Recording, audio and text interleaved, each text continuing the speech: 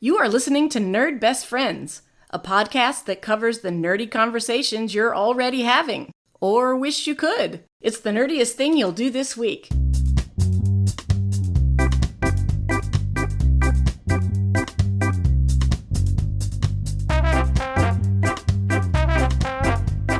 Welcome back to the Nerd Best Friends podcast. I am Analese, and I'm here with my best friend, Rob. Hey, it's me, Rob, your best friend, your podcast host, and the only way I'm going to keep going is if my match number comes up.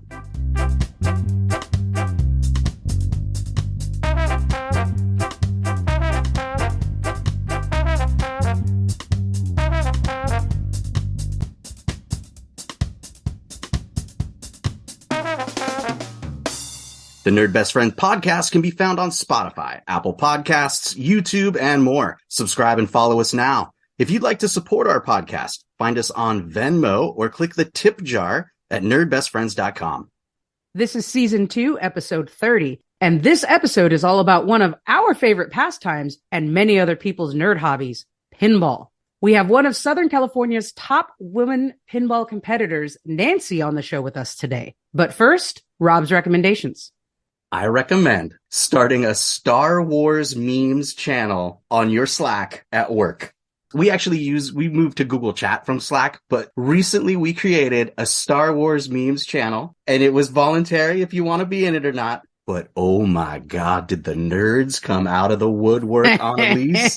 It's an identifier. Now I know who my people are in the office space. We'll just show up and there'll be an adorable Baby Yoda meme, or there's all these Friday memes. And I'm like, these are the people. These are my go-tos. When you're looking for somebody to go to lunch with, you can go to lunch with the people on that Star Wars chat because you know you're going to have a good conversation with them. So if you can, you might not think, you might be sitting at work and be like, oh, nobody's as nerdy as me. I got to listen to the Nerd Best Friends podcast with my headphones on so people don't judge me. Just put it out there and see what happens, and see the people come crawling and posting hilarious memes and gifs from Star Wars, and you'll know where your nerd friends are. That's amazing, especially your department, the Educational Technology Services Department of the district. I can imagine you've got some pretty prime Star Wars nerds in your department. 100%, but not everybody, right? You might think it would be like, oh, it's going to be a slam dunk and everybody will do it. But no. It's just that hardcore group of nerds. That's amazing. And if you do, listeners, share with us your Slack channel, text group, message groups of Star Wars. That would be awesome. Oh yeah, I need content. I need content for my very professional work communication channel to post hilarious Star Wars memes. Rob, how about some nerd mail?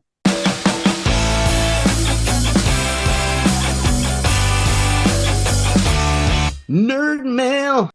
Well, speaking of that, I will share, not necessarily an email, which you can always send emails to podcast@nerdbestfriends.com, but I'm going to highlight a listener at RosieG84 on Instagram who is just nailing it, sending us funny D&D memes and reels and stuff all the time. When that nerd stuff comes up on their Instagram, they think of us and send it our way. Notably, she sent us a really cool reel it was like a do-it-yourself D20 and glow in the dark, and it started with one and then it was modified, and just fun to watch. And it's really cool to think that listeners, they see the nerdy stuff and they think of us, and it's a real easy couple clicks to send it. More of that, please. Yes, more interaction with us is great. And on my end, Rob, and listeners, in case you didn't pick up on the last episode, we are now on TikTok. And so in Nerd Mail Up for me, we have some great interaction on our TikToks, lots of compliments on the different things that we are posting, lots of questions about our podcast. So find us on TikTok, follow us there if you are on TikTok, and keep interacting with us.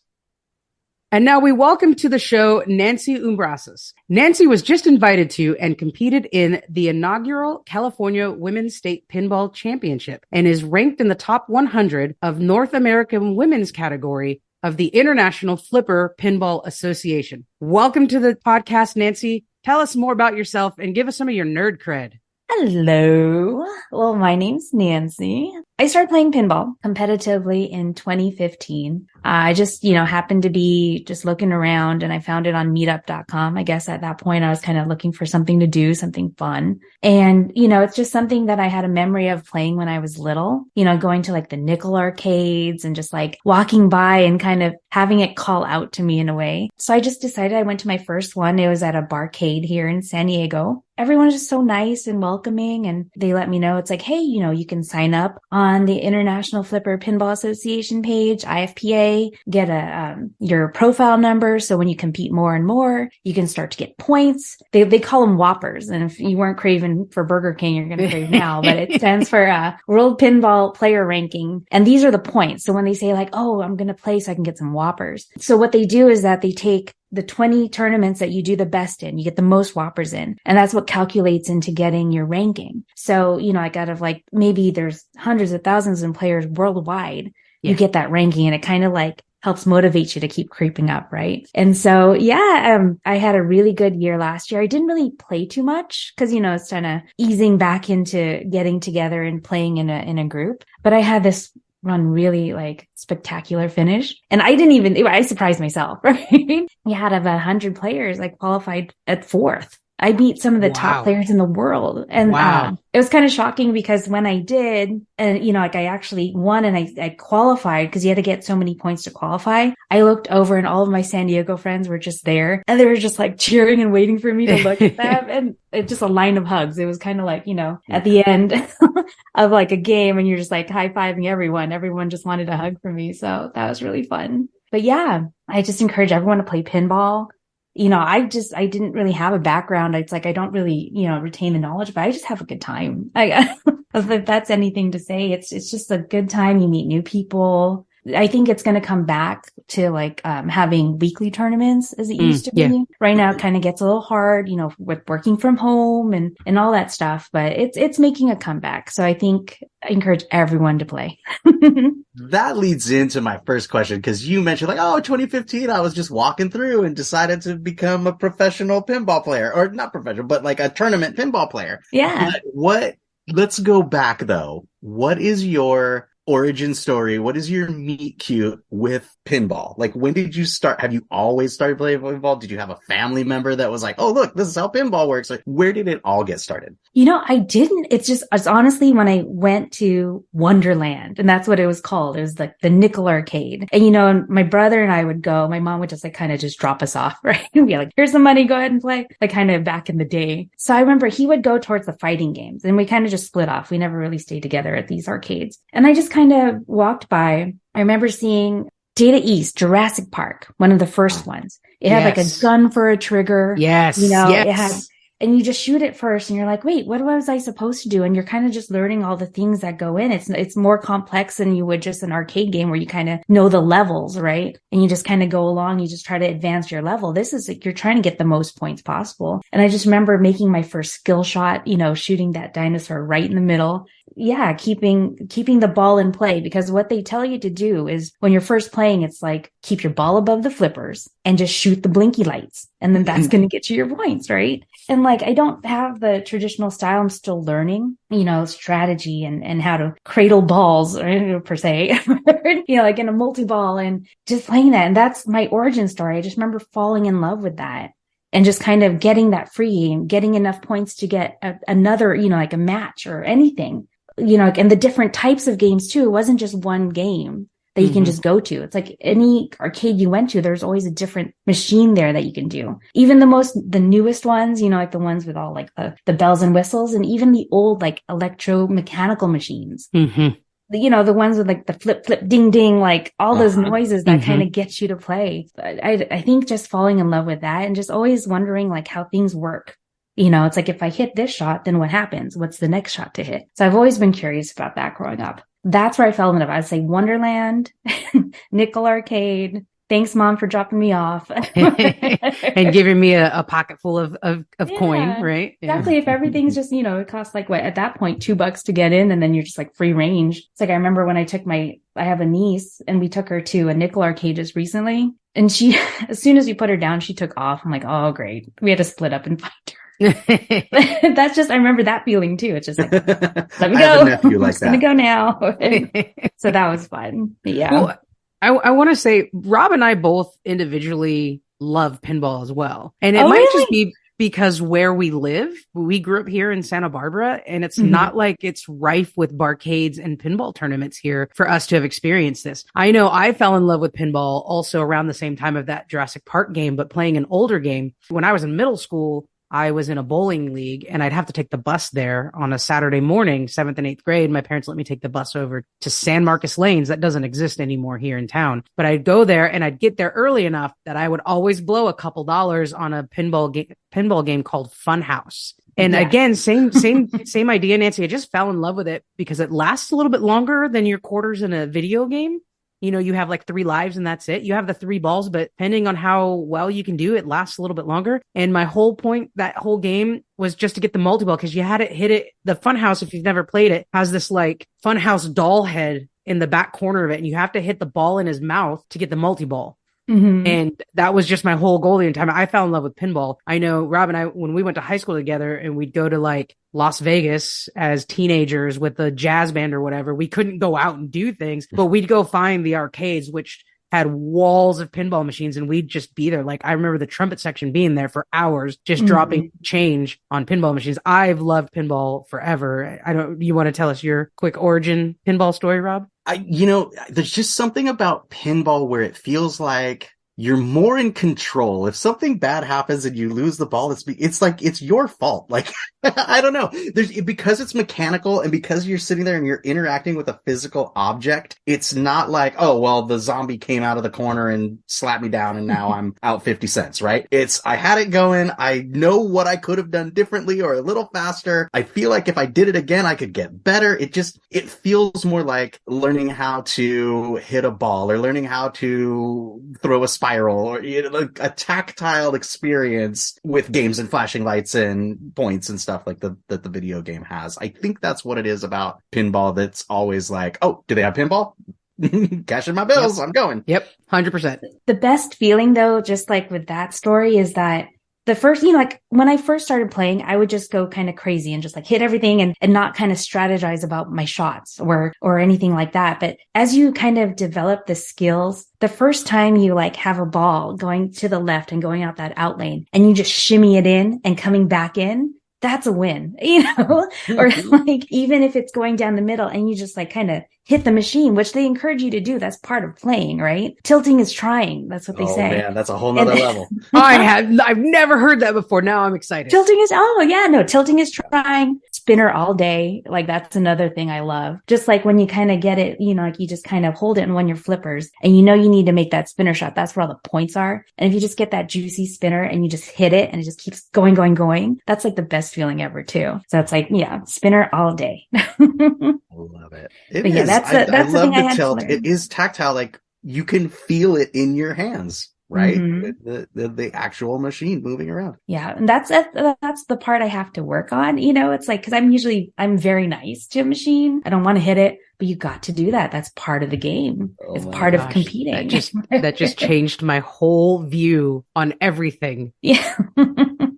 And that's another thing too. It's like, if you ever want to watch and learn these skills that the top players have, you can go on Twitch and you can just look at pinball and there's always someone playing pinball, which is nice, so you can kind of watch and they're very like good at like a tutorial. It's like, oh, here's the game that we're playing today. These are the shots you want to hit. And it's like, as much as I can't probably retain that all, like in my brain, at least I can see it's like, this is what I need to do. Like, look at these skills that they're doing. I need to practice this. And so luckily I have 2 machines at home. So it's like I have my dedicated pinball room. I'm looking to add more, hopefully, but I have one of those old, like, flip, flip, ding, ding. It's called Monaco. I think it's very old and it needs a lot of work, but it's a work in progress. And then I have an X-Men. So that's a lot of fun. Yeah. Very cool. Yeah. So that's fun. And it gives me the practice that I need sometimes, or just some downtime. It's like, I just want to play a game really quick and then just like fire it up and play.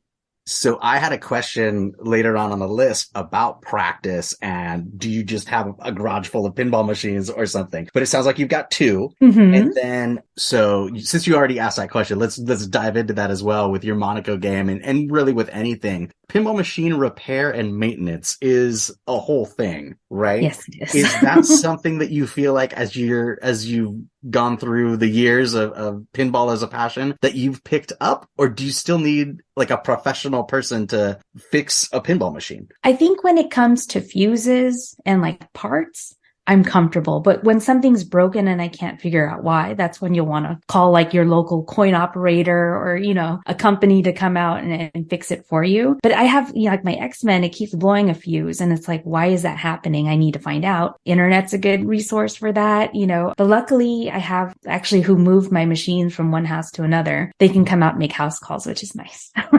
All right. Yeah. But all the parts you can get just online, there's a lot of like companies that come out to these shows and these tournaments as sponsors. And yeah, it makes it really easy now, to shop and not have to rely on anything if it's just a quick piece to replace. But it's scary because it's electrical, right? Yeah. Well, yeah, you go on the inside of those things and it's insane inside there. Like they're scarier looking than motherboards inside of computers. Right. And they do have some streams where they do pinball repair so you can watch. It's kind of cool. Wow. Everything's on there. So it is definitely. So you're no stranger to taking off the back of that pinball machine and ripping out the guts. Yeah, you just got to use the key, make sure that back glass is in a secure place. I've seen back glass, or not back glass, but the actual glass on the machine break at one point. It's tempered glass, but it's still a little scary on that.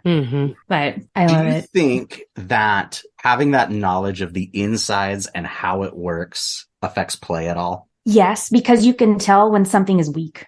Like if something is like, there's like like a virtual, like an up kick that's supposed to kick the ball out and go to this place, but it's not working. So there's something wrong with that piece. So you'll just tell the operator, it's like, hey, just to let you know, especially when it's in competitive play. Yeah. If something is wrong, even just a little bit, you're supposed to just stop the game and call a tournament director over and just let them know because they need to fix that. And, the really good players know what they're looking for, but you can feel it. You can definitely feel it. And sometimes you can also feel it if it's like too juiced. I was just going to ask if there was lingo that went around with it. Yep, there sure is. Too juiced. Something like that happened in the one tournament I was in July, just on a whim when we were in Oregon, and it was my birthday and we went to an arcade and they had a $5 entry fee tournament. I'm like, I've never done this before. This is kind of cool. Let's just do it. It was done in groups of 4. And you had like 4 or 5 rounds in different random groups of 4 at random games. And the last group I was in, there was no way I was going to win this tournament, but I did pretty well for my first tournament. Yeah. And we get to this last one and I'm in second place of the group of 4, pretty solidly in second place. And the last guy to go rose up to third place level and he was about to hit second place level and something happened to the game. And I don't know what, because I don't know. I was just kind of standing there waiting for him to finish. And he actually had to call the tournament director. They had to take the thing off and they had to fix something.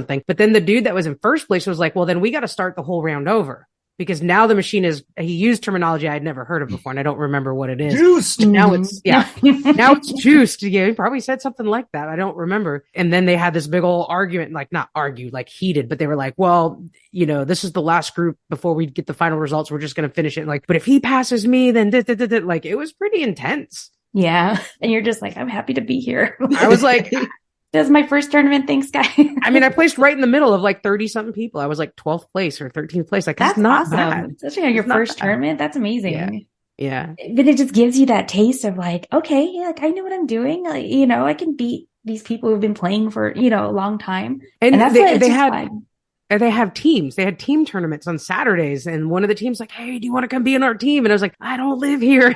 But like, have you been in anything like that? Like a tournament team? Well, San Diego, there are leagues. So in Southern California, like you have your LA Pinball League, Orange County. San Diego, we're getting there. Like we used to have one a long time ago, but it's just hard to organize it. But I'm looking forward to when it does come back. But I know in like the Northwest, Seattle is like a big pinball scene. Like they have their teams like within leagues, In Northern California too, I know they're really big on that. Monterey Flipper Club, I want to say, or MFP. That's what I just remember them. But in Monterey, and those were like some of the women that I played with, they were all united. Like they had matching sweatshirts. So it was kind of cool to see. Oh, wow. There's an organization called Bells and Chimes, which is an all women's organization, which, when they're, I think Orange County has one. It's called Southern California. I've still yet to go up there and play, but I want to do that more often now that I have a taste of getting to a state championship. But everyone's just really nice. So you have like all women's leagues and that meet and they have weekly games, let's say. I can't wait to do that. But unfortunately, not in San Diego. We don't have like those organized teams, but they're intense. Yeah, I they love are. it because, everyone is just so like in love with the game of pinball. And that's what I love to see. Yeah. And especially like whenever you guys go, definitely take a look. If you go on a website called Pinball Map, for any city that you're in, it'll tell you by location, by specific pin that you want to find and play. That's what I use when I travel. Not that I travel a lot, but like if I'm in a new city, like when I go up to Seattle, I like to look at where can I play right now? What's within walking distance that I can just go and have a good time for a little bit. And Nancy, I think off podcast, you shared that link with us and I shared it with Rob. Mm-hmm. And I'm like, now we're going to have, when we do nerd travels, we're going to have to do two things, find the brewery and find the pinball. And see where they that mix Venn match. diagram. Yeah. Where do they meet in it is that sweet spot. Mm-hmm. But it also introduces you to like brand new breweries too. So Yes. it's like, a Oh, lot absolutely. in LA. When I'm looking for something to do and hang out, like what a great resource. Cause what are you really, all the food is going to be the same. It's all going to be okay. But if I can kill an hour playing pinball instead of having an adult conversation with somebody about the weather or taxes or something, oh my God, I want the one with the pinball machine so I can just. Exactly. It's like, okay, let's just go. We'll chit chat. Let's put our order in and let's go to that section. You can find me over there. And now that we've learned that you can play multiple players without it being tournament mode, like we didn't know that was a thing. So we actually haven't done it yet, Rob. We need to go to, I don't know, institution and play some multiplayer games. Yeah. Have you ever heard of playing Split Flipper? Split Flipper. Here we go. I'm loving the lingo that I'm learning today. Tell me what is a split flipper? Two players. One controls the right flipper. One controls the left on one ball. Man. That sounds like a podcast ending activity. That's how now it's time for the split flipper. That's how we split up our relationship. Yeah, I'd be like, why didn't you hit that? That sounds like divorce pinball. That's right. It's divorce pinball. But it's cute because I've seen some, like stories about weddings where, they met playing like pinball. So they'll actually have a machine there. And part of their, I wouldn't say first dance or whatever, is to play Split Flipper on the machine. Oh, you're deep in it, Nancy. Okay, how about a chugging contest? Right hand with the beer, left hand with the flipper. And you go left hand with your beer, right hand with your flipper. And then whoever loses we could Venn diagram that with some breweries real quick. At least we're not 25 anymore, right? I mean, it would be a beer and a game, and then we'd have to go sit down and eat a pretzel or something and drink some water, but it doesn't mean it can't happen. But that's so funny that you mentioned that. It's like I can feel my age coming in when you see like at tournaments these like 18-year-olds and they're just, their endurance is so good. They're playing like all day. They're not tired. I'm like, I need to go back to my hotel and get a nap. I need a Red Bull or some coffee. But but that's the beauty of this too, is that it's not just for young people, it's all ages, and that's what's amazing. It's like, okay, I found this, in my later years of life. I wouldn't say later, but you know what I mean? It's like, I'm still enjoying it. I'm still going out there. It's like, I'm able to that's my hobby. It's fun just to kind of get out there and just blow off a bad day or something by playing It's some just pinball. that now we have to bring our massage gun with us to like rub out the carpal tunnel. In between, I gotta stretch. I have to sit. And on something you said about, which we'll ask you about the actual inaugural Women's Pinball Championship, but you mentioned how welcoming and wonderful everyone is. And I echo that. Like, people were really great. The first couple of rounds, I didn't know what I was doing. And so I asked the people in my group before, like, I'm sorry, this is my first tournament. Can you please help me? And they were totally chill, totally cool, and would come by and like, hey, new person, how you doing? Like, everyone was really welcoming. And then there was one that I just accidentally had never played the Star Wars game before, one of the many versions of Star Wars. I'd never played it before. And I just first ball hit a score so high that no one could catch up. And these were dudes like, one of them was a owner of the barcade. He's like, I play this game every day and I've never gotten a score that high before. But they weren't like bitter or jerks about it. It was three guys who went, wow, that was really good. I'm going to do my best to try to beat you. But, just everyone was really cool and really chill. So the idea that you say it's all ages and just mix match of ethnicities and experiences, and everyone is just really, really kind and competitive, but not gross. That's exactly, I would say, competitive and not gross. Just kidding. But no, but Not that's juiced. the thing. Yeah, not juiced. But that's how I felt. Everyone's like giving out high fives, and after every game, like especially when you're in like these larger tournaments, everyone's just giving props out, like great game, great ball. So you just feel good about yourself. Like and after, like you don't feel bad. You're playing just to get the higher score amongst your group. It's just also playing your game. Like you don't have to be anybody else. You don't have to, copy anyone's style. You be you. And that's what I love the most. And that's why I fell in love with it. I can be myself. So You're based in San Diego, and it sounds like there's a lot of opportunities there. You also talked about Northern California clubs and stuff that you're familiar with. How far have you traveled, or what kind of different places have you gone for pinball and pinball tournaments? So the farthest I've traveled for a pinball tournament was to Pittsburgh. It was this very large tournament. Unfortunately, it doesn't exist anymore, but it's called Pinburgh. And it is 4 straight days of pinball from honestly 10 a.m. to 6 p.m. And you're just going nonstop. As soon as a round's done, you're on to your next round. And it's intense. You bring your own chair. Like I brought my own chair with me because it's just in this big convention center, concrete floors. You're just tired. Oof. But that was the most fun. I had wanted to do it at least once in my life. But, they have this other tournament that I just did called, and you'll love the name. It's called It Never Drains in Southern California. Yes. Affectionately called Indisc. And that happens, that just happened in January, mid-January. And that was also 4 straight days. So luckily that was just Riverside. So it's just a quick drive up. But, I've flown out. I've gone to Arizona for a tournament. Northern California had some tournaments. I'm planning on going. And this is, I think by you guys, but there's a tournament in Lodi coming up in May called the Golden State Pinball Tournament. Nice. And there's also California Extreme in Santa Clara. So you don't have to go too far for these larger tournaments. It's just, you just have to know that they're there. And if you go on the IFPA website, they tell you all of the scheduled. So you can find anything in your area, even if it's, like a casual tournament at a bar or like these larger tournaments that are set up. You can just have fun. But yeah, Pittsburgh, that was such an experience. But even going, segueing into the California Women's State Finals, I had to fly out I didn't fly out. I flew out to Oakland. And I got to and this is going to sound really dumb, but I love public transportation. I don't get to take it that much in San Diego.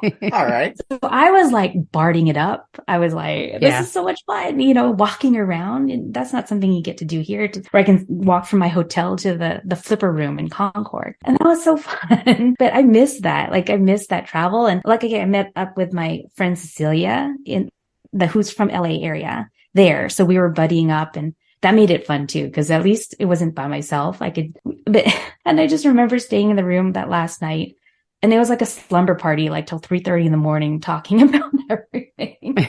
So it brings people together, which is great, because it's like I got to meet like a brand new friend, got to know them more too because of pinball. How cute. Just a side question on the actual play in the tournament. So the one that I played in, there were definitely some people with those like noise canceling little inner ear buds. Is that something that's allowed, encouraged? What does that look like when you're in the middle of a tournament? Well, a lot of people, they love to get in the zone and play their own music. So they have music where it gets them intense and, ready to hit their shots and focus. So that's what I do ask players, what do you listen to? And they have their own, their playlist of what they like to listen to in it. So, but I don't play with them personally because I want to hear the sounds of the game. I want to hear the call outs, be like, shoot the left ramp or something, so I know what I have to do. So it just depends on your style, but that's what they're listening to. It's sometimes I think it was like heavy metal, sometimes it's classical. You never know depending on the player, but it's kind of interesting to see. It's like, and I guess that was kind of a little bit of the song told us what to do. Tommy, yeah. Wow. You're just doing it by feel at that point, right? Well, but have you ever played Tommy? There's a screen where it just comes out in the middle, when you hit a mode and it covers the whole, your flippers. Yes. And you can't see it and you're just playing blind, that's kind of like the song, and it's pretty intense. They had it in Vegas once when I was living there. I dropped a whole bunch of money on it just to see that part of it. But I was going to follow up with the idea of Pittsburgh and Northern California and Arizona and all this stuff. Pinball's definitely worldwide. Is there, whether in the United States or out of the United States, is there a dream trip, like a big trip to some exotic place that you know has an awesome pinball tournament that you'd love to go to someday? Well, definitely the UK Open. Okay. You know, it's one of the open tournaments. So it draws everyone in the world. I think that's like the biggest one that I know. There's also ones in Australia, but I think if I want to start, I'm going to start at the UK Open. The tournament director there is very nice. He even he came for Indisc this past January and was helping out with all of the games, TDing, taking scores. He's a very nice guy. There's also, players that we had come in for that from Italy, Sweden. A young man from Sweden came in and he just totally juiced it up. No. But it's just amazing, like how you have all these people come in just for our little tournament that we, it feels like it's small to us, but it's big to the world, which is nice. Yeah. One of the best players is from Italy and he came and it was just amazing. He spent maybe at one game, 45 minutes on just one game playing. I can't imagine. Yeah. Well, so I played in the women's states finals. They have like the open states finals, which is every player in California. For California it started at noon. They went till 1 p.m. or 1 a.m. I'm sorry. Wow. Playing. The finals went all the way 13 hours. 7. Yeah. But in, I think the Illinois state finals or Seattle or is Washington State, they went till 4 a.m. Oh my god. Wow. Yeah. That's to determine a winner, right? They keep having tiebreakers. Yeah. And I will say for California, the best in the state this year was from San Diego. So my friend Derek, it's fun. Oh, nice. Yeah. Congratulations. So nice to cheer him on. I caught the tail end of the stream on it. I woke up because I had to go to the bathroom. I'm like, they're still playing. And I got to see the last game at least. You talked about two different ways and different venues and things that you've been before. Sometimes it's an arcade and that arcade will host a competition or they'll host an event. And then sometimes it's in a convention center or in a big place where people bring in just walls and walls of pinball machines. Which do you like better? I love, honestly, the casual play of an arcade or a bar. Because, you kind of know the people, and it just depends on the format of those large ones. Let's say it could be in a group match play, which I love. I love interacting with people. And I think these larger conventions or tournaments tend to be like individual on your own. And so I think I love the social aspect because I'm very shy. Like, I don't know if you can tell, but I'm very much an introvert. So when it comes there and you have these things to talk about, it's fun. And then you move on to another group. So I think if I had a choice, I do love the smaller tournaments. And just because I like to chit chat and just enjoy and not have that pressure of like, I'm here at this large one. I need to play best and all that. I just want to have a great time. I think pinball does that. Yeah, very relatable. You said 2015 was when you started being competitive with pinball. During that time, have you seen any like spikes in popularity or any kind of back and forth where like, oh wow, is there a reason like pinball's really popular right now? Or we've seen a big increase, and are there things that have attributed to that? I think they're starting to get, I guess, more visibility to pinball. I know we were on the Ocho. No, I'm kidding. Anything on the Ocho is going to get in, right? No, but that was cool. I think they covered like the nationals on the Ocho, but I don't know if I remember seeing it. They do have some, I guess stories on pinball, like especially this last time, not in California, I would say I was kind of sad about, but in other states, like they were really highlighting that this was the inaugural, women's tournament for pinball. And it's like, we're going to have it here. And these are the players and interviews. So I thought that was great, but I think I see a lot more. Like Stern Pinball is probably the largest creator, distributor of machines at this time. And they're really pushing to have their presence at, CES or Comic-Con and have these rooms. So I think that's getting there. And they're also making machines for the home player.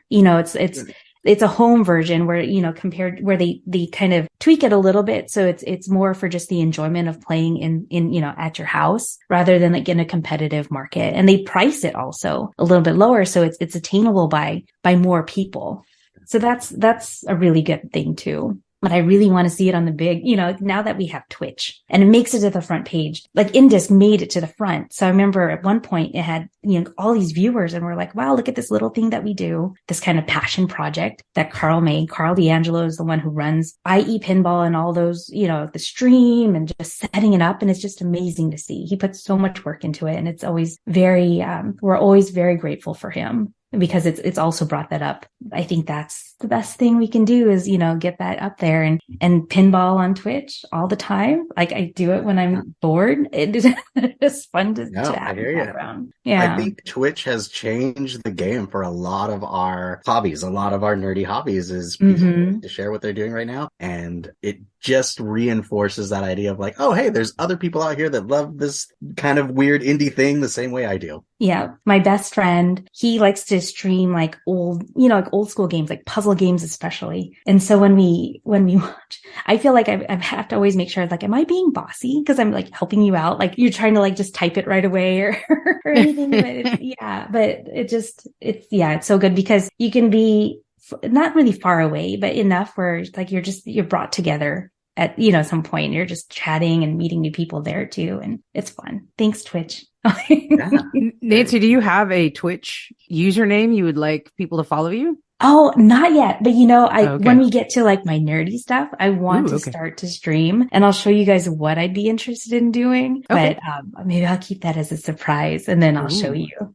And then I'll send you guys pictures. Now I'm really interested because the mechanics of playing pinball and watching a chat room doesn't make sense to me. So it sounds like you've got something creative that you figured out. Yeah, it's something else. It's not pinball related, but it is still nerdy related.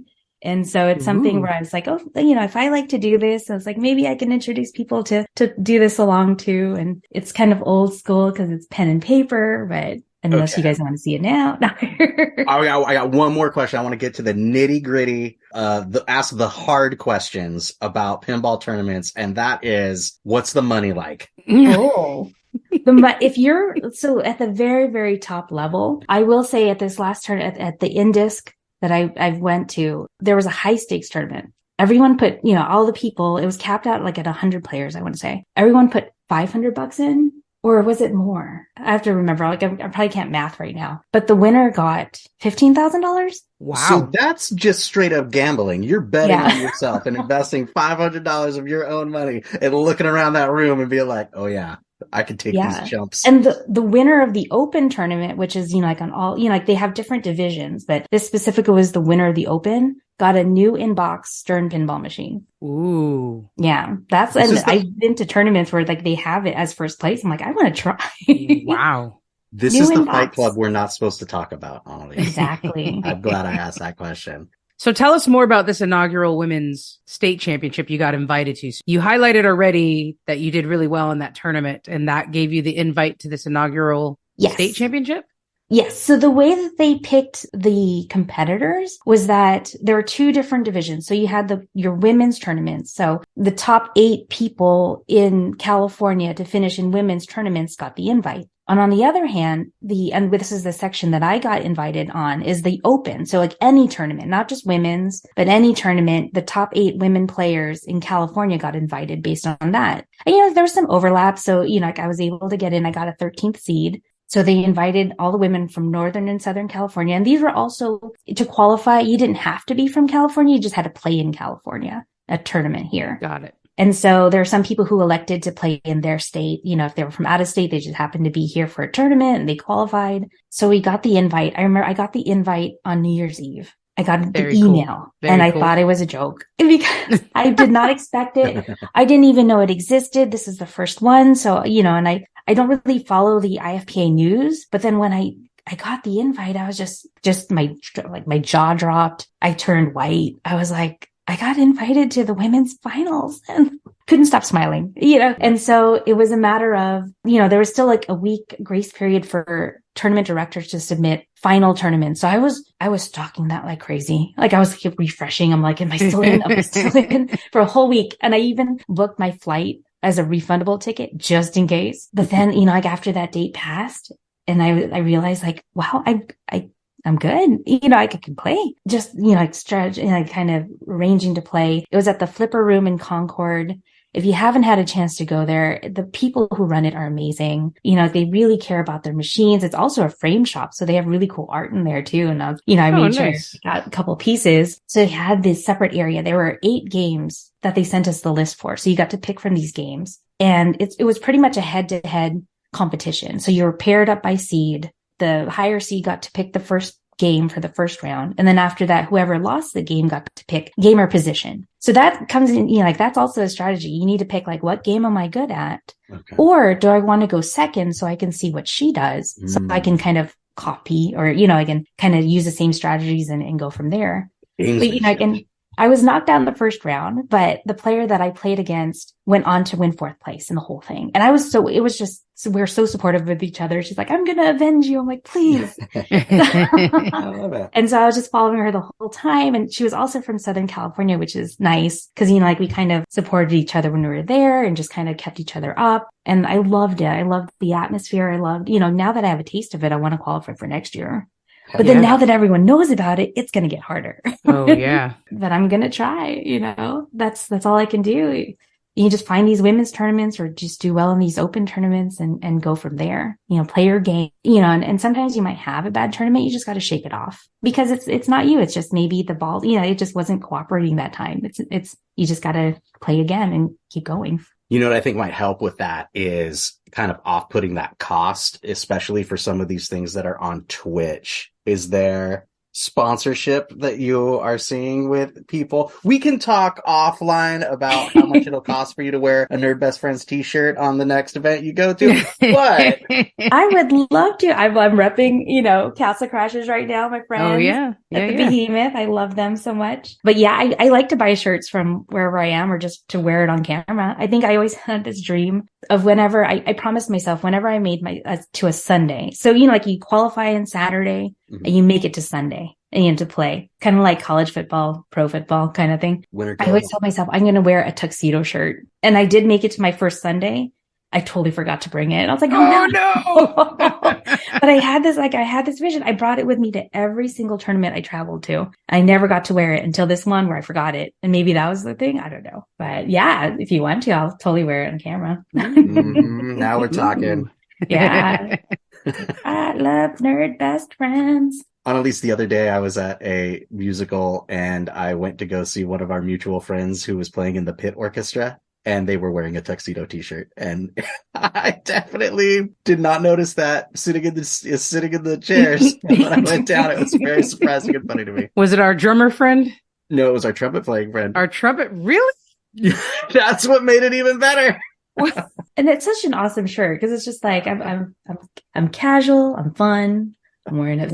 It's a shirt version of a mullet. It's party time and business time all at the same time. And then I don't know what it is with pinball players too, but it kind of feels like the outfit of choice is like black t-shirt and cargo pants. I mean, I don't do it. Well, yes, this is the song of our people. Yeah. Or cargo shorts if it's summer. Yes. As long as it has multiple pockets for stuff. Gotta hold the coins, the certs, the Gen X, earbuds, I do have my little coin container too. You have to, or else it's going to spill everywhere, and then it's just embarrassing. Well, not if you have the cargo pants, or you have a whole pocket for that. That's what the cargo pants I have the fanny pack. I go with fanny pack. Oh, fanny pack yeah. to go. So I can keep it in the front, and when it's my turn to play, I flip it to the back.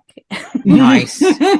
Hands-free. There was a dude in the tournament I played in because they used a card format, right? So you $5. The other reason why I entered it is for $5 you got an unlimited card for the rest of the night versus putting $20 on a card and putting $20 more on a card. He had a little zip little pouch that was clipped to his belt, like one of those belt key things. He's like zip, swipe, and let go, and it back onto his belt like Batman. That's a pro. Yeah. With a plum. Wow. It's good stuff. Wow. And just like with everything, you have characters, that you meet and everyone remembers, and it's fun. I mean, it just makes it all lively. It's fun to watch them too. It's just, everyone's got their style. Everyone has their kicks. And I remember one person told me you need to move a little bit. I'm like, why? It's like, you're in my kick zone because they like to kick back. I'm like, I'm good. I'll remember that. Kick their leg back? Yeah. Especially when you're trying to just save the ball, you just do this last minute move and you just gotta, I know I have the tendency to kind of move my leg and kick it forward whenever I'm trying to squeeze a ball, just to hit it. It's happened. And even when I'm watching on Twitch, if someone's playing and it's it's nearly draining, I know my back tingles, I kind of jerk too because I want to make sure it happens. Wow. You gotta have footwork if you're going to be like doing those tilts on Analese. See, this is where it's on the other level because we're just standing there. But if you've got to like slam the machine a quarter inch to the right, you're going to have to set your foot back. Yeah. I mean, so much more is making sense. And it's as big as those movements are, they're also very subtle because I can't recall seeing anybody purposefully tilt the machine. But now some of those, like I was showing Rob like some stances like in person when I came back from Oregon. And I'm like, some dude was kind of standing like this and moving like this. And he absolutely was tilting the machine. I had no idea. And he was the dude that won it. So now I have questions. Now I have questions. It's like putting tape on the floor like Les Nessman to make a do not enter zone for himself. And they also issue yellow cards if someone's swearing too much. I like that very much. It's like family show. That's amazing. I did not see any yellow cards come out. Yeah, because everyone's pretty cool with it. But, like there's some people that can maybe take it a little far, and you just got the yellow card out. Do people get red carded? Can you get so then red card next? Yeah, I don't think I've seen any kicked out of the tournament. I haven't seen it. Well, I know I've seen some players who are threatened with it. It's like, hey, kind of keep it down, relax a little bit. And they know and they're aware of it. They're like, sorry. Or I think there's a player out of Florida that's known to do it too. So it's kind of expected whenever they play. So it's kind of like, oh, it's him. He's fine. Oh, Rob, here's something that I learned. Now it's all popping back up. Yeah. So there are rules in the tournaments where like if you get a extra ball or if your ball is saved, the way this tournament ran is you could only hit it with the flipper once and then you have to let it go. Oh. Have you seen that before, Nancy? So like it's not, if you mess up and the machine saves your ball, you don't get an extra turn over everyone else. So you get to hit it with the flippers once and then you let it ping around whatever it's going to do and then you have to let it drop. And the same thing with an extra ball. You get to hit it out. Do that once and then let it get the extra points and then you have to drop it. You can't keep the ball in play. So a lot of the newer machines, like when they do tournament settings, they'll award points for extra balls because they want to also, like they want to make sure it's fair. You're only playing the one ball and you'll get that because if you're skilled enough to get that extra ball, you should be rewarded that way. But these other, like the other ones, it's like, yeah, but when you do get an extra ball, like let's say if a game, they'll post it, like no extra balls allowed, drain your ball, but you also have to be aware if you're that next player that you're not playing their extra ball because that can DQ you. Because you have to play in turn. Like as the software tells you, it's like, this is the order you play. You need to be aware of that. If it's saved, there's all these different rules too. Like sometimes it could just be a one ball playoff. If the tournament's going too long, it's like you only can play one ball. So it's again, just tournament director discretion. But yeah, you can actually turn it off or they encourage you sometimes like on these older machines, if you can earn that extra ball, which is hard, you play it. So it just depends tournament to tournament. It's kind of cool that you can turn it off and on too. Yeah, that is cool. And the one I was at, the barcade I was at, they offered a free beer if you earned the free play. Yeah. Instead of playing the free play, you could go to the bar and get a free beer. Oh, that's an incentive. It's like if you could play well, just get that points. Not the match. The match didn't count. You had to legitimately earn the points for a free game. And it makes that big snap sound, right? There's a big snap sound in the machine. It's called the knocker. It's like, knocker. Yeah. There you go. I always call it a snap. Now I know the actual term. So when the knocker goes off, they all go free beer. Oh yeah, but it's good funny. When like, I think I've seen it once where like all 4 players got that match at the end and everyone's happy. It's like, yay, 4 credits. We don't have to pay. Nice. Yeah. Nice. So we talked a lot about pinball, but I think that I could tell that there's a lot just bubbling up, Nancy. When before we started the show, you started talking about a lot of the other nerdy hobbies that you have. And I think that this is a perfect time to turn you loose. So I'm going to start off the conversation with, you mentioned that you participate in PAX. Yes. Tell us about that. So my friends, I do have friends at an indie video game company here in San Diego called The Behemoth. They make games like Castle Crashers, Battle Block Theater, and their new game coming out soon is Alien Hominid, Alien Invasion, I believe. So I met them and they invited me. They're like, would you be interested in coming out to a PAX and working with merch? I'm like, hell yeah. Like my day job, I don't want to say it's boring, but it's boring.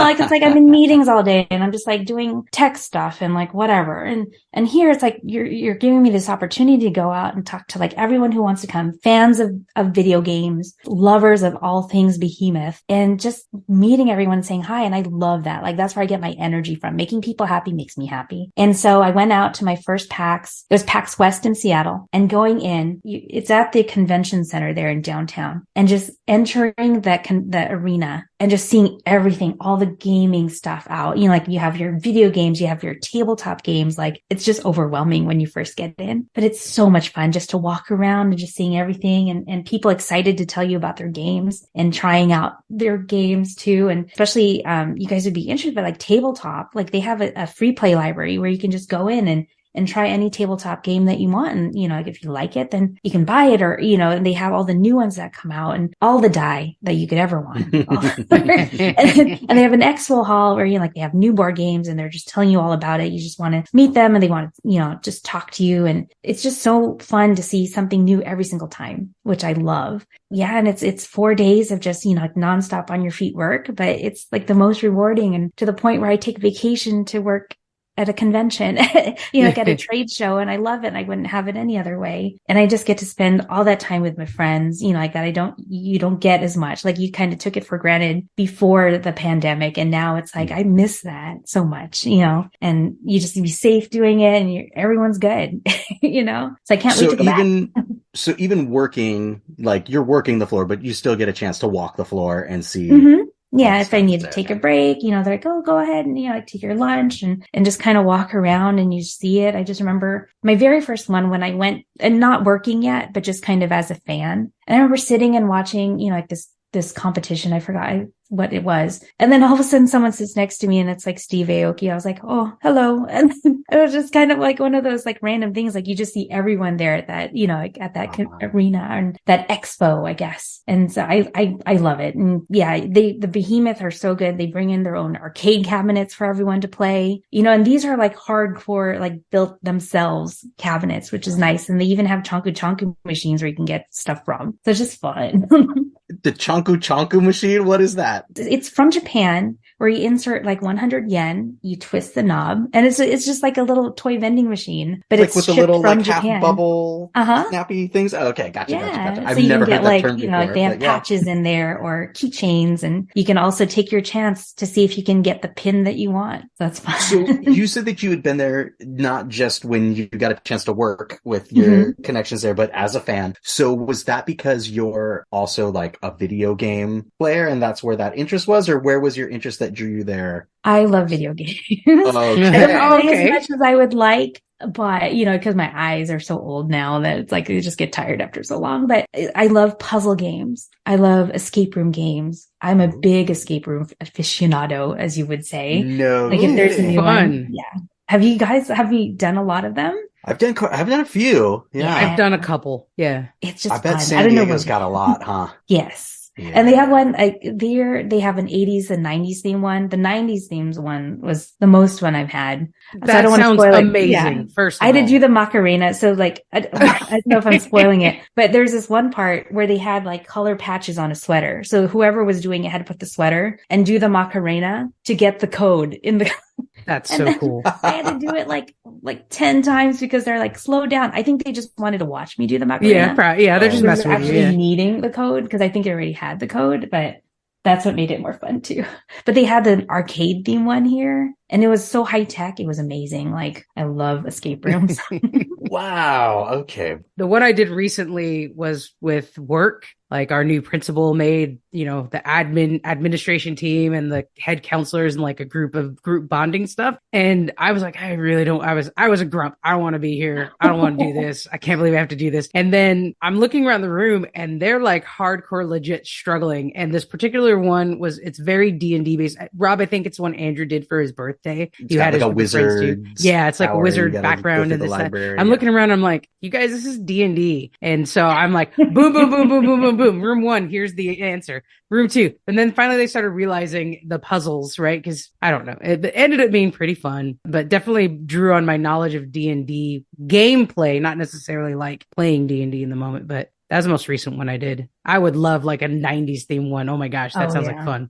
Like they had CDs, like you had to play it. It was like, not to spoil it, but it was just, it brought a lot of memories back. Heck yeah. There was one in Vegas because like I have family out in Vegas, so they like to do escape rooms too. And this was like, I'll call it the grossest thing I had to do, but it was like a prison theme. And there was one where they had a toilet in there and they had liquid. And And then everyone's looking, they're like, I don't want to put my hand in there. And I already had messed up something, like I threw a key and I wasn't supposed to.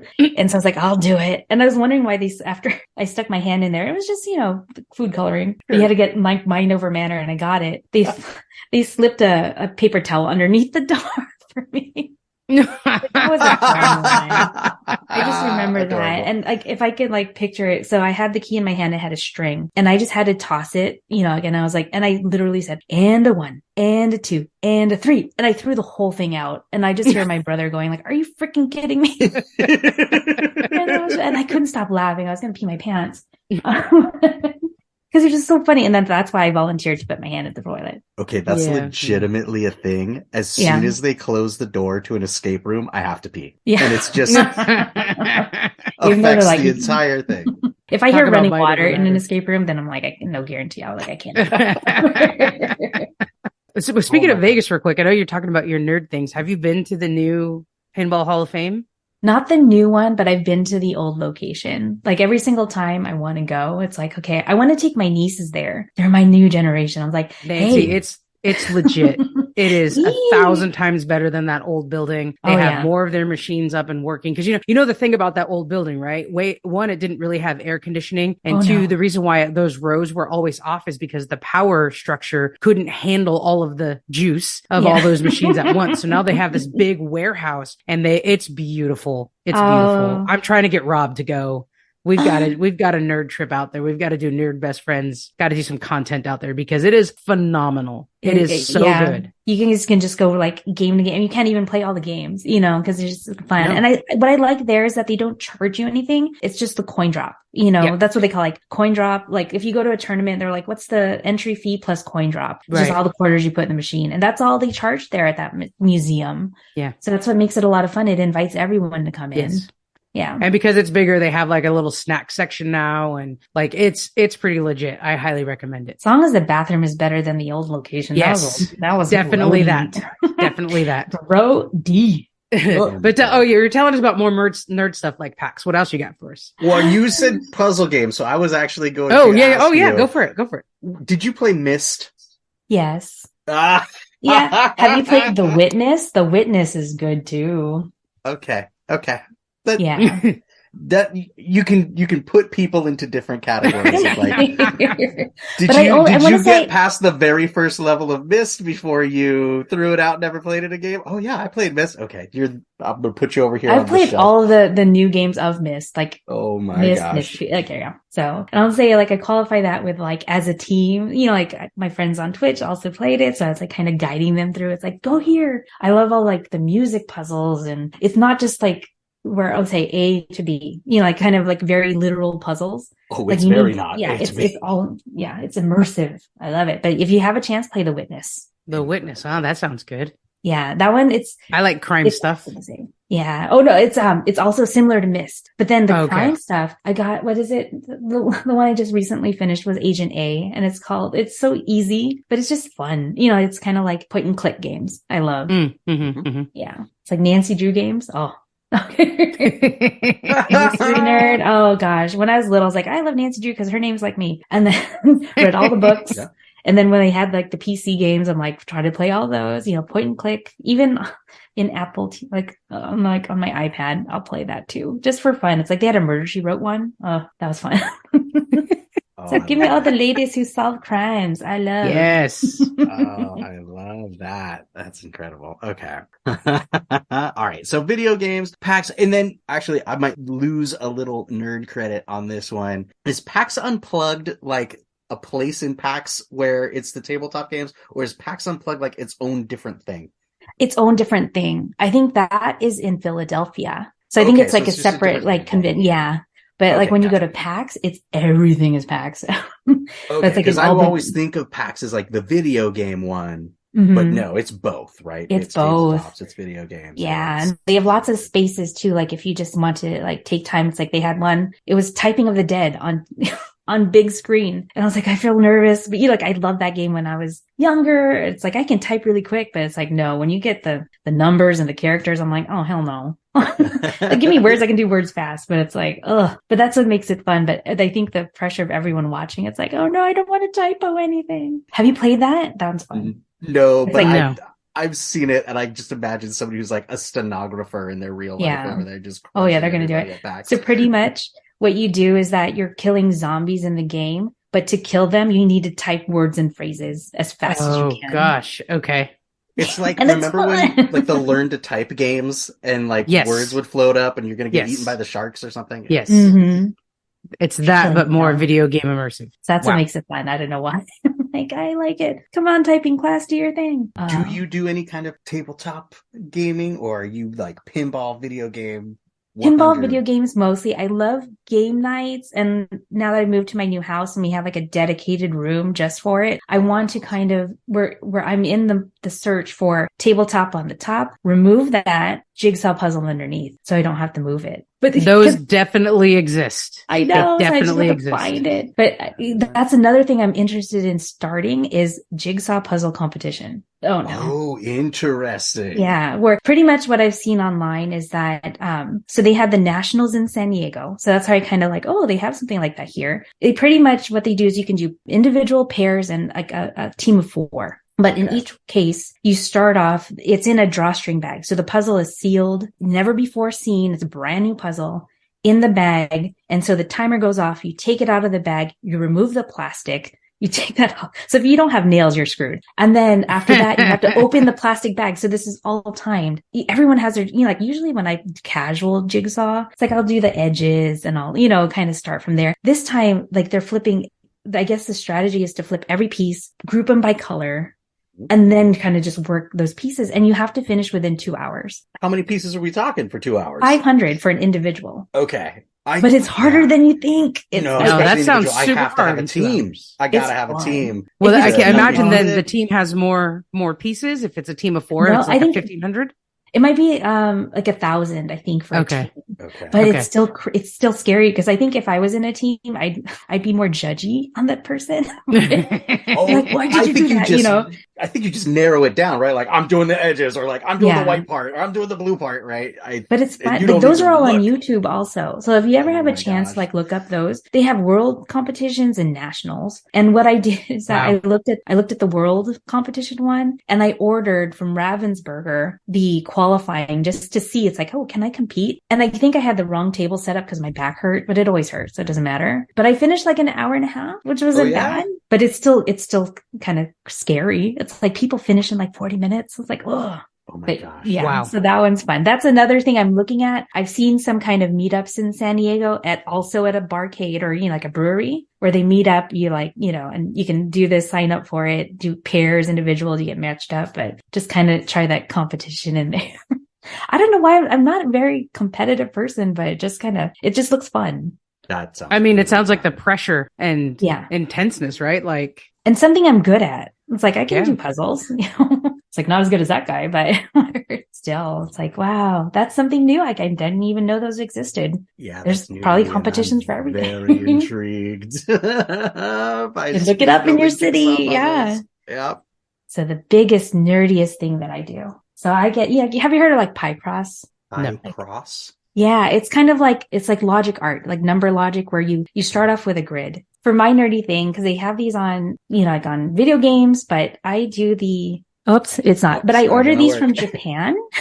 And so now with Amazon Japan, I can get them shipped. Let me, wait, there's Amazon Japan? yeah. And you can, they ship it to me in a week. What? Yeah. And so pretty much, let me see. Is if it I an can extra show this. charge? The shipping might be a little pricey, but if like compared to buying it here in the States, it's worth Sure. it. Sure. Because I can't find it here at bookstores. Japanese bookstores don't exist here as much as they used to. Right. They closed the one that I used to order these from. Like they would actually have it shipped. I get my little postcard. So it's kind of like Nudie Magazine Day, and Billy Madison. Nudie Magazine Day. It's Yeah, Nudie Magazine Day. It was Japanese Magazine Day, and I was just like, it's here. And so I would come up with my postcard, and they already All the knew who I zoo. was, and I'd show them like, hi, I'm here to pick up. They're like, Nancy-san, hi. And so, yeah. So that was and then they closed, and then I was Oh. upset, and then I couldn't find it. And then I figured, like I discovered Amazon Japan, and now I just get them shipped like in bulk. But pretty much it's a grid. This is the magazine. Thank goodness Look at for that. Google Translate. It can do everything for me. And so when you open it up, this is what the puzzle looks like when you start. So it's a grid. Okay. Yeah. Yeah. And then you line it up. It's like show and tell. It's like, oh, Mhm. so, and then when you finish it, it becomes a picture. Whoa. Oh, it's Right? okay. So it's telling you which ones to like fill in. Yeah. So how do you, okay, so there's labels on the XY Mm-hmm. axis, right? So we do Yes. this in elementary school when we're teaching the coordinate plane. You have your XY axis and then you give students, number pairs for their X and Y and they do the dots on those intercepts and then they connect the dots and lo and behold, it's a picture. It's similar to that, but you're making block like pixel art. Correct. So I what I love can't- anything pixel. So what I can't see on the chart is along the X and Y, there's a description there. What is that? How do Those you are all know? numbers. So on the Okay. column going down, Uh-huh. it tells you like, so let's say, for example, in this case, like 28, 1, 3, 6, and 3. So this is one I've colored in, but Wow. you can Like, see really there's like, intricate. yeah, there's like a row, like a column of 26 and then at least one space and then 1, 3, like the numbers that they tell you in that order. And then same with going across.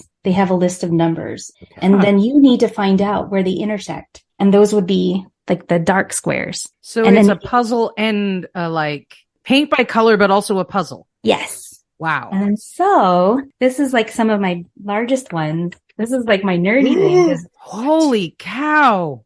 can you see Listeners, it? this is like I don't It's know, like a poster size. 2 times 11 by 17. So like a 22 by 30. What is that? Insane. 22 It's Nudie by Magazine Day. 34 Oh my god. size were, oh gosh, that's intricate. Yeah. And you can see like these are the numbers on the top.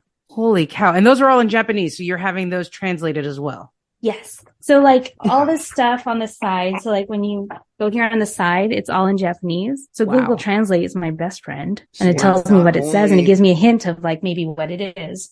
doing And so that it's like, intricate work, here. you're So translating these are as like you the go. big pull out, Oh my God. the big pull out ones. And then I have like, and if I like it, I color it in. So here's like another one. Look Oh, at that one's the gorgeous. This inking one's of on a that. volcano with a beautiful sky in the background. Yeah. And then this one's recognizable. The Mona Lisa.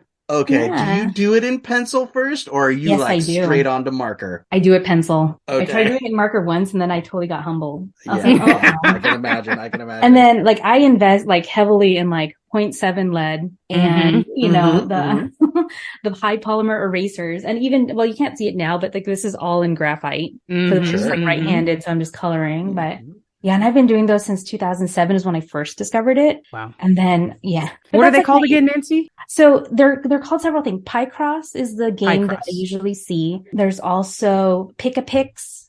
There's an app for that. I think it's I don't know what the name of the company is, but that's the ones I've seen online. Like you can do it on your tablet or whatnot. This one, if I translate it, it's called Logic Paradise. Okay. But then they It's the also, magazine. nanograms, like when you're in the puzzle section of like Barnes and Noble, like you can see these types of puzzles. And what you're looking for is if you open it, it's the grid. Like it's that grid with the numbers. And that's how Right. they offer like smaller ones so you can start. But like I've been doing it for so long, I could do like, give me the 8-star, give me the You different. want I was giving poster. to the middle of the book. Yeah, Oh my exactly. gosh. And then it's funny because like it has like those pull out sections, like Nudie Magazine Day. So like you have to take like a little like tool and take the staple out and like pull them out. And that's where I get these big guys, it's like these ones, like the bigger ones. Yeah. So I like these Wow. the most. Like I have my lap desk ready. It's called my brain break. Like if I ever just need to like decompress, I'm like, here we Heck go. yeah. These are the Nope, numbers.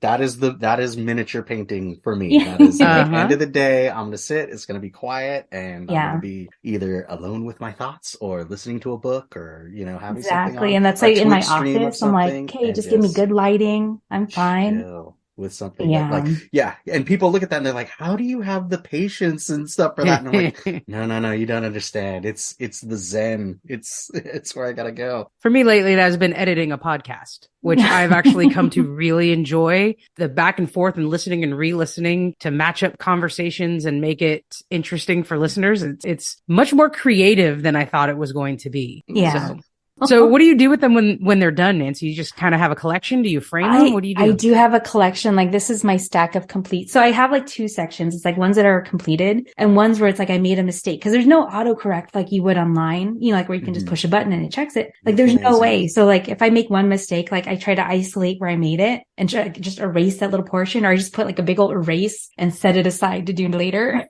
because I don't want to do it anymore. And it just like gets me upset. Like there's days where I can just do like 5 of them, like no problem, no errors. And then there's days where I'm like, my brain just doesn't work. And it's like, okay, I'll just put it aside for now because I'm getting frustrated. Yeah, as you can see, like in my office, I have like all these things. I have like my yarn. I got like 3 desks in here because I just like, I start things and then I put it in. That's how hobbying works. Nerd. Yes. Like a true nerd.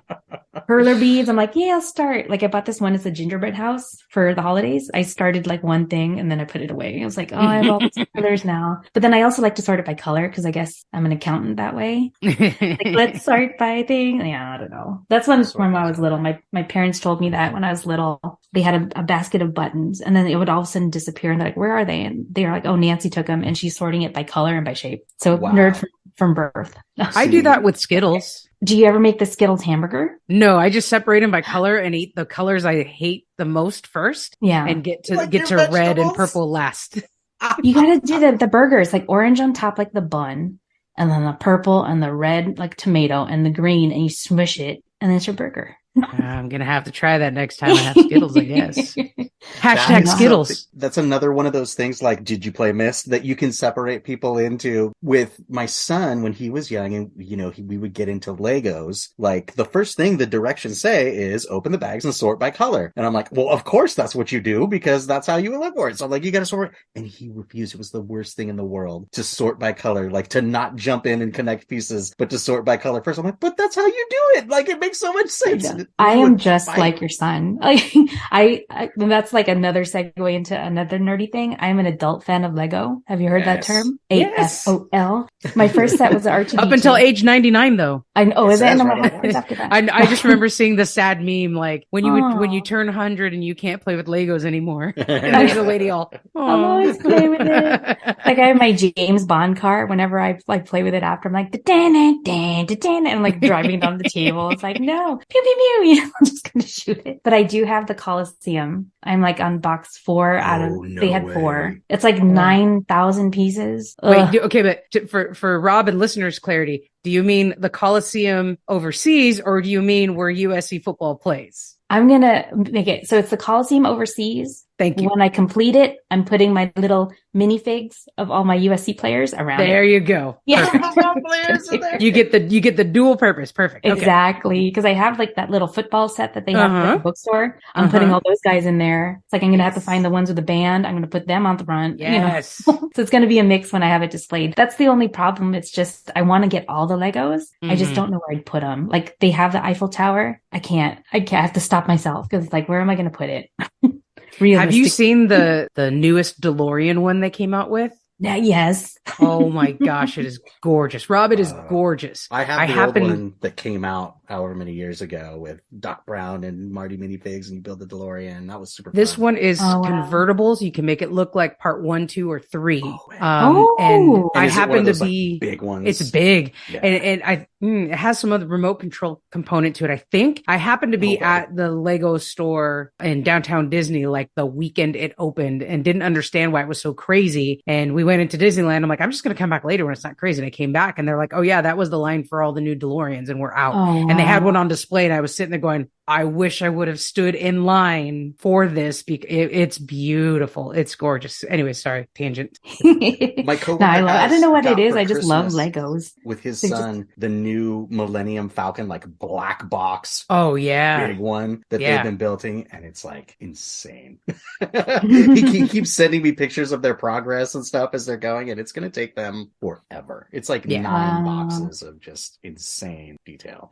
I'm also impressed with our friend and listener and past guest Juliana putting together all of Diagon Alley from Harry Potter. She's got it across her table and it's like the whole thing. It's gorgeous. And that took her a long time. Yeah, my dream one day is to have like the Beetlejuice attic, except it's all Legos. Yes. You know, it's like, give me the Lego movie had that, right? Yes. Yes. Without the Beetlejuice. No. Yeah. That's always my little joke. Like if at tournaments, it's like someone's like calling for me. I'm like, oh, it's like, I'm here. Did you say my name 3 times? No. Yep.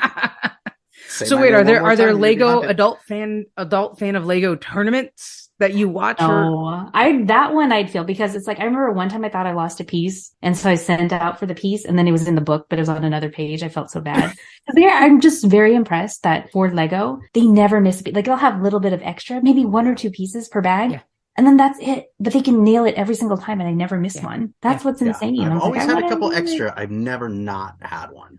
Exactly. And when I did lose it, it was my error. That's why I was like, now I know to shake the box, like the book, to make sure I don't lose it. And that goes back to the arguments that I had with my son. Dad, I can't find this piece. Did you sort by color? No. It's there. No, but I'm the same. I'm like, I'll cut the big bag, I'll cut the small bags, but I'll keep all the pieces together in those bags. And then I just like start digging. So all you hear is like rustling, like at night. It's like, oh, that's me looking for my Lego. Is that an ASMR sound? The sound of Legos being sifted? It is. I'd say, especially like, and then after like opening up a new bag and like, you hear all the new pieces. Yeah, like, starting over. But yeah, I think I'm waiting to finish my Coliseum because I don't want it to end. Nice. True. Amazon Japan's the best. Wow. Like I can just find, I was like, all of them. I was like, I can find back issues. I can get the big, nudie magazine day coming in. And I track that. Like as soon as it comes, it's like, they're so good with the tracking. It's like within 1 week it's here. No kidding. Like, how does that happen? I love the idea that you got to go to the back issues. Like they can't produce this magazine full of 100 posters for me to translate and do fast enough. I got to go to the back issues. Yeah. It's like, because I get them in like bulk. So it's like, give me the 4, because it's every other month too. So it's like, but every time it arrives, I'm like so happy. It's like, this is my day. Like, leave me alone. I got to be by myself. But yeah, those are all the nerdy things I had on my list.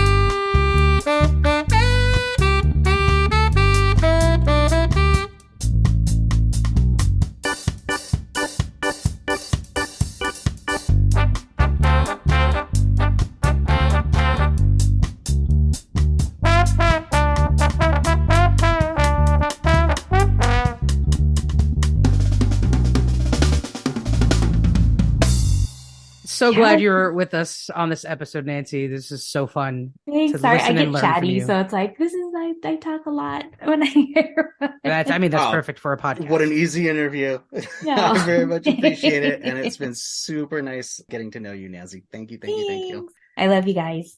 So it's that time again, Rob and Nancy. We invite you to join us and tell us first, what is the nerdiest thing you did this week? Do you want to see what I did this week? Absolutely. Show us and we'll tell it. What? The Mighty Bowser. It is the Mighty Bowser in Lego form. That's a Lego Bowser. Yes. Like you could see his tail. Look at that chunky boy. That thing's huge. How many I'm pieces holding him was like that? is it like Simba? I'm like, and this is my Bowser, and I can make him cross-eyed if I want. He's a chunky boy. How many pieces was it? I think it was like 2,000 something. Wow, that's amazing. Listeners, so Nancy's holding this up in the Zoom screen, and it's taking the entire Zoom screen. That's like what do you think, Rob? Like 2 feet, foot and a half? I am looking. This is a black box, super luxury Lego set. Wow. Set 71411. Let me see. Deets on here. It is gorgeous. First 2,807 pieces. And he has like a stand that he goes on to, but I can't lift it at the same time. Like it stands on, it's got like, like the torches and all, and it's like, it's got a cool little thing with it. But yeah, this is what I did this week. Adult fan of Lego.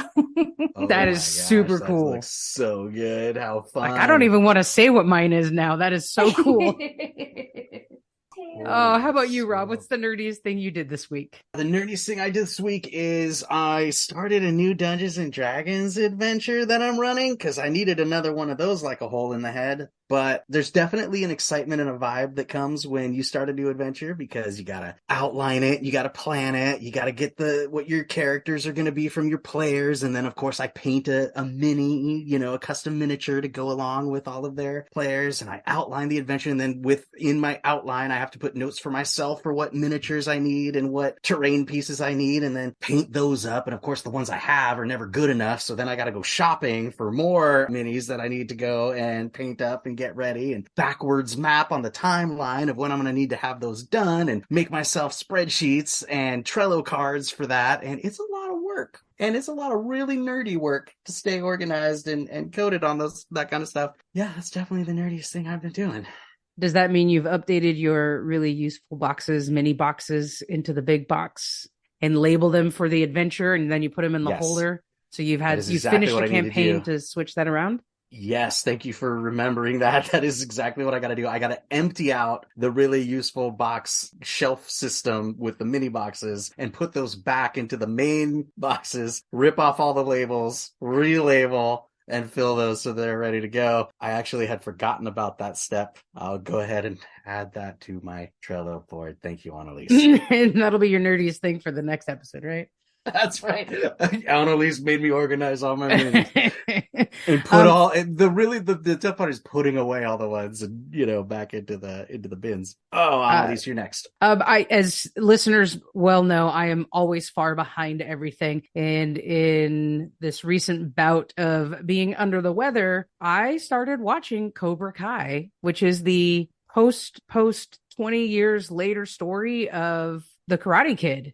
Surprisingly, this first season is very good, and it's everything our like 80s nostalgic little kid who loved the Karate Kid series with Ralph Macchio would have wanted to know what happened to Johnny and what happened to Daniel-san and their families as they're our age now, because we were kids then. It's actually really good. There's I think a YouTube series of turning our favorite 80s movies on its head. There's one that is called Zach Morris's Trash, and it's a YouTube series, and it actually highlights how awful Zach Morris is who's the guy from Saved by the Bell that everyone loved and idolized. There's a series about what if Daniel was the villain of Karate Kid? And Cobra Kai kind of gets into that a little bit. Like, he's not the innocent little victim guy that the movies portrayed him to be, especially as adults. He's kind of a jerk, and he's lived off of his like martial arts championship parlayed it into like sleazy commercials for a luxury car dealer. And Johnny, the guy he beats,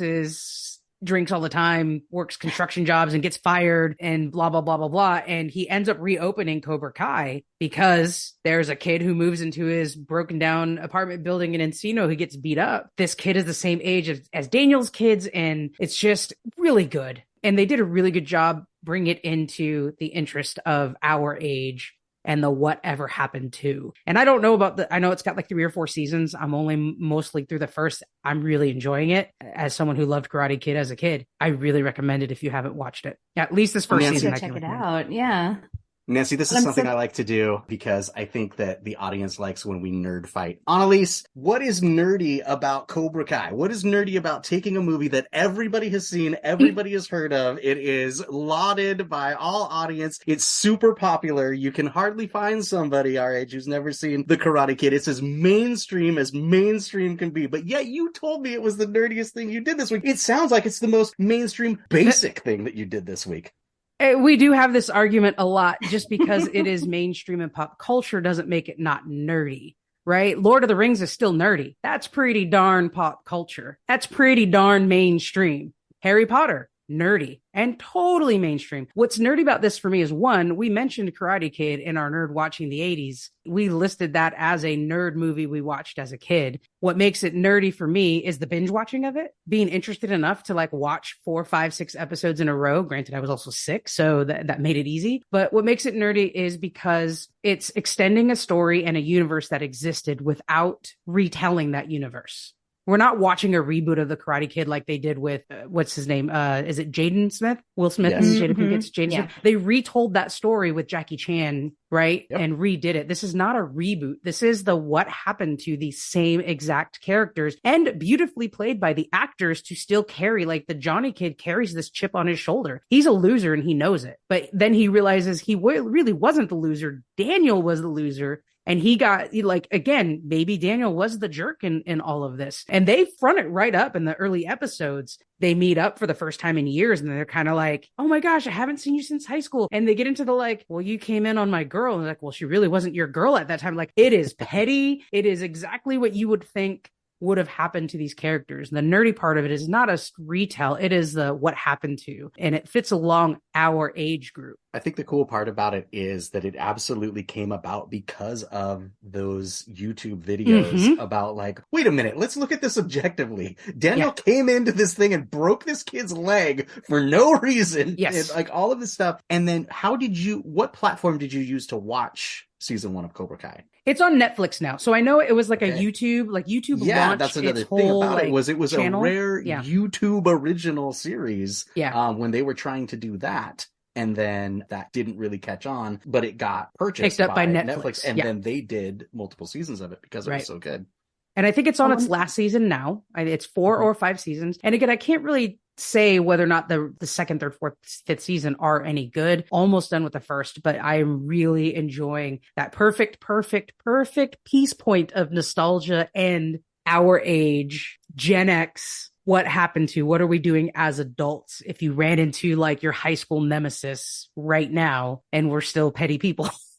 That's why I stay inside. Well, yeah, there's that. But that's why I have a podcast. So they just have to listen to me. I'm not going to talk back. But yeah, it's nerdy because it's not a reboot. It's not a retelling. I'm not saying, hey, go watch the new Karate Kid. It's the same story and the same people that we loved when we were kids in the 80s. Now I wonder when they're going to make a Parker Lewis can lose. No.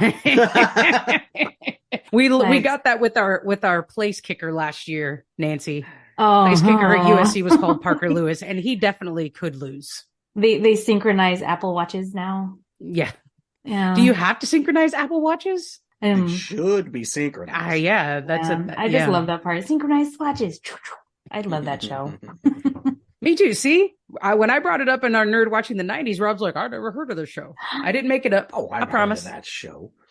That's go back and listen. The only other thing with nerdiest thing I did this week, I'll throw it in real quick because I am running our YouTube channel. One of the ways to get your algorithm going is to also watch. So I book time on a timer just to scroll through YouTube. And of course, one of the most popular, or not YouTube, I'm sorry, TikTok. One of the most popular YouTubers and TikTokers is Mr. Beast, who ain't that the truth? Yeah. And I knew who he was, but not exactly how much content he has out there. He's got a decade or more of content out there, multiple channels. He makes $1 bajillion. He gives it all out for free because I've seen some interviews of him saying like, I don't really need all this money. Why not just have fun with it? He opened a chain of Mr. Beast burgers. I did not know this. I learned that again on TikTok. He has like Mr. Beast chocolate bars that you can go get in Walmart and stuff. And the other day at work, it's a crazy day. I had a crazy week at work. We had to like change a whole bunch of athletic games to make things before playoffs. And we have to change the biggest game against our rival Santa Barbara High School to noon. And it was just all this nonsense. In the middle of that day, I realized I hadn't brought my lunch and it was 2:00 and I hadn't ate lunch. And Nancy, I'm pretty open about this. I'm type 2 diabetic. So when I get to a point like, oh crud, I haven't eaten, it's pretty like I got to eat right now. So I go onto Grubhub to like order myself a sandwich or something. And Mr. Beast Burger pops up. So I had to order a Mr. Beast burger and try it, and that'll be on our TikTok soon. But I felt that was really nerdy because I would not ever have I would have scrolled right past it not knowing what that was. But I tried a chicken sandwich from Mr. Beast Burger. Ooh. And it's one of those things that had to be the perfect time because if it's not open, it's not going to show up. And yes. It's just like, the stars aligned. They have one in Santa Barbara. That is so random. It's not a place I would think that one of these big chains like this would pop up here because we don't have a lot of chain foods here. Yeah, I gotta Very take a minimal look amounts at of San cheese. Diego now. It's like, let me take a look for that. Go try a Mr. Beast burger. I'm not a Yeah. commercial. We're not getting money for that plug, but I thought Listen, it was nerdy. it just leads us back. So this is the prelude. Like, remember where you were when we talked about Mr. Beast on this podcast with Nancy, and then Nancy starts her stream where she's going to be doing her pie cross puzzles, and then Mr. Beast is going to jump into the Twitch chat and give her $1 million. Yeah, For whenever burgers. that happens for any of us. Burgers for everybody. Burgers for everybody and pinball machines. And Pinball Nudie machines Magazine and Day. burgers. P&P, pinball and pizza. Let's go. Oh, I'm down. I know. It could be PB and P. There's a Pinball, lot. beer, and pizza. Oh, okay. What did you think? You peanut butter? No, like, here, peanut butter. Let me play some pinball. I thought my mind went to peanut butter. I got you said P and B's, and I got nervous. That's the best thing, because usually our tournaments are on Tuesday, so it's Taco Tuesday and beer and pinball. It's like the best. That does sound like the best. Yeah, I mean, that's I'm in. great. On our next episode, we will be comparing Ready Player One and the Muppets movie. So heat up some popcorn, grab your nerd snacks, watch those films, and be ready for our annual episode, I've Seen This Before. Oh, and so we're clear. We're talking about the Muppets, the one with Jason Segel that came out like more recently. Remember to subscribe, share, and give us that 5-star rating wherever you get your podcasts. Follow us on Instagram, Facebook, Twitter, TikTok at Nerd Best Friends, or send a message to us by writing podcast@nerdbestfriends.com. Nancy, again, thank you so much. It's been a delight. Thank you for having me. Thanks for listening. Keep love that ball above the flippers and aim for the bling lights. Yeah. Blingy, And bring blingy, on the blingy, juice. blingy. Rip that juicy spinner.